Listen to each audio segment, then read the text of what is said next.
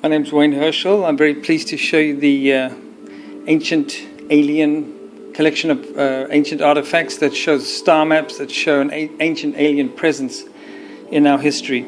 And I'd like to start with the Sumerian collection first, and then we'll move on to the Germanian and the Inca. The Nineveh Disk, found in the area of Nineveh in ancient Sumeria. This is an amazing artifact. This duplication shows a heck of a lot here. First of all, this is a copy of something that was very modern and very well made. So scholars believe this is a copy on a clay tablet of something far more important and earlier. This is quite amazing here because it has 3 dots in a row that follows with an arrow. I'm pretty convinced this is Orion, and the artist that recreated this in ancient times moved Orion's belt from the hourglass shape to the side just to tell the story and show the arrow. The most amazing thing with this story is if you follow across, I'm going to turn it around, we have an X and an arrow going through it. I believe this is telling the story, both arrows pointing at each other, telling the story in a different way with astronomy and naming stars in a cross formation and following 3 belt stars as the arrow that points the way, like the Chi-Rho of Constantine for the Christian history. But where does it point to? What is it showing to? Well, apparently according to Zachariah Sitchin, the writing here is follow, just a little further, and it's a cosmic traveler. Is it Enki traveling? I'm not too sure, but it's a cosmic traveler following, and it says follow and past the 7 heavenly bodies. Sitchin believed these were planets. I don't think so. The ancient Sumerian tablets show the Pleiades as being the collective cluster, and it's a definite cluster. And it seems the story seems to take it further with an arrow type effect, and past the 7 heavenly bodies. I'm just going to try and see if we can get closer, and you can see it shows the way in this arrow to 3 dots in a row and 1 dot. I honestly believe that must be a sun-like star, and perhaps 3 worlds around that sun-like star. This is the Nineveh Disk.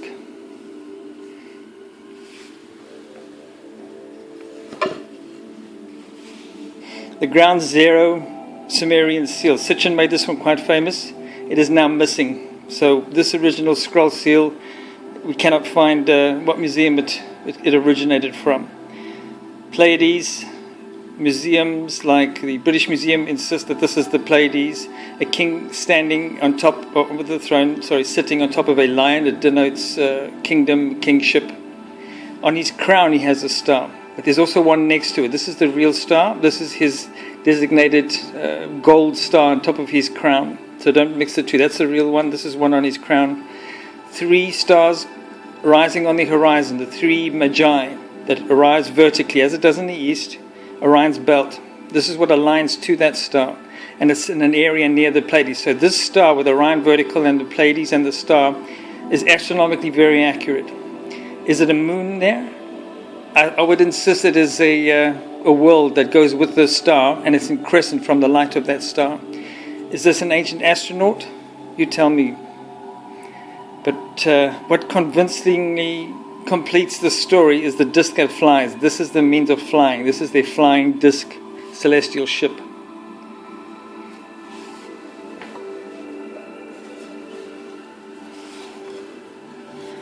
One of my most favorite artifacts, a big story in my book, The Hidden Records. It's so fantastic to see the Pleiades in such detail. Yes, it is the Pleiades. Historians in the Berlin Museum, where this original is kept, speak of it as the Pleiades. A man in front of 2 discs, 2 circular orbs, one big one and one small one. Or is it a man inside a ship that flies, holding onto some kind of a gear and operating a mechanism? Could this be the celestial ship? Or is it a dual interpretation of the most important teaching, which is it's a sun and a world and a man standing in front of it to do with the beginnings and origins of this man? He's not wearing Sumerian uniform, he's wearing a bodysuit.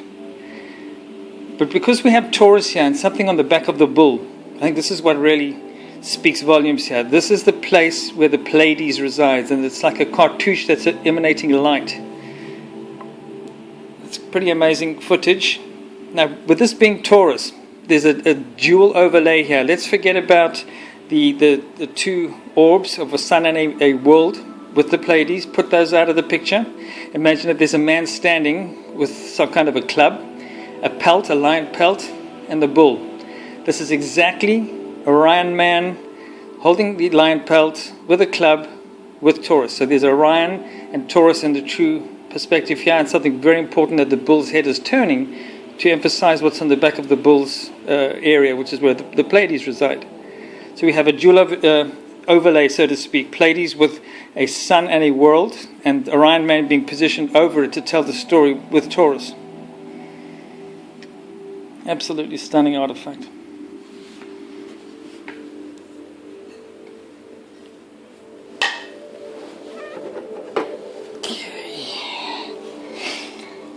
Wow, this is quite an amazing piece as well. This is a duplication of what was found in Germany in the area of I think it's Nebra, so they call it the Nineveh Disk.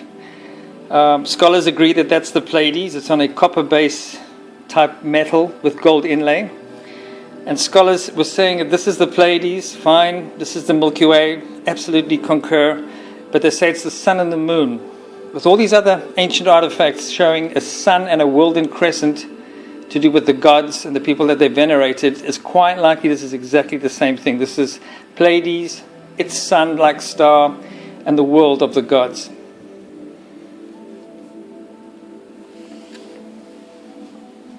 Right, now we start the Inca collection. Some of the new ones. A Colombian gold spaceship. It looks like a shuttle. The aerodynamics design of it, I would say, better suits a shuttle than any kind of animal, bird, fish, whatever you want to call it.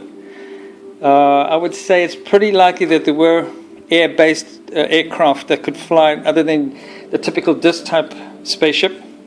So in this sort of situation, I would say that this is quite likely to be the remains of an ancient aircraft being reduplicated.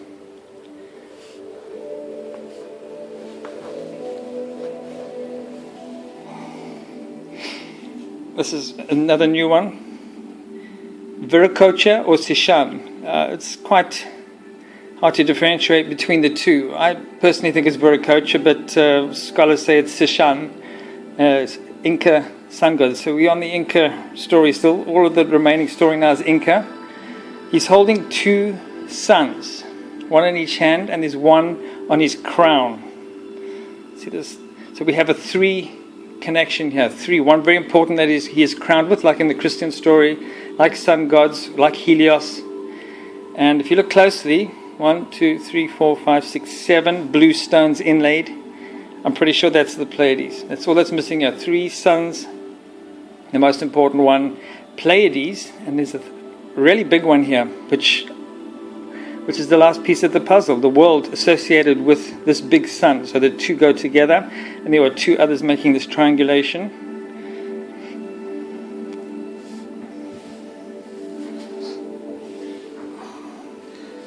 From Cusco, the golden tablet. It's supposed to be a union of the two, our world with the world of the gods, and it's Viracocha or star visitor speaking to a man on the terra firma on Earth. What do we have here? Look at the very top of it. Orion, 3 in a row. Follow the way from Orion. This is obviously from a Western perspective when it's in the sky. Follow down through to this collective here, which I believe is Taurus. What we have with Taurus as well, when you follow from Orion, Pleiades. Yes, scholars believe that's Pleiades. They will not speak about this, however. This looks like a world with continents and a firmament. This is a very interesting new part. A cluster of stars with 2 trails. I believe this is the reference to the timing of something coming into the area of between Orion and Taurus. It looks like that. Only a comet would look like that, but it needs to be a fragmented comet. I honestly believe this is Comet Ison, and it's a period speaking of now. Somewhere very soon, very shortly, the visitors will revisit our world. On the side here we have South America. The cosmic dragon actually goes right round the building. back to this world. So it goes right around. This is a picture of what it looked like in the Kurikancha temple. That's why it has this funny roof design, and it has an altar at the bottom of it. This was the whole wall of the Kurikancha temple. And that there is an oval sun disk. They say this was the Inti Punchaku. It was a giant big sun disk that had this oval face on it. And it has a whole legend behind it. So I've done a rebuild of this whole face. I'll show you what I think it looks like.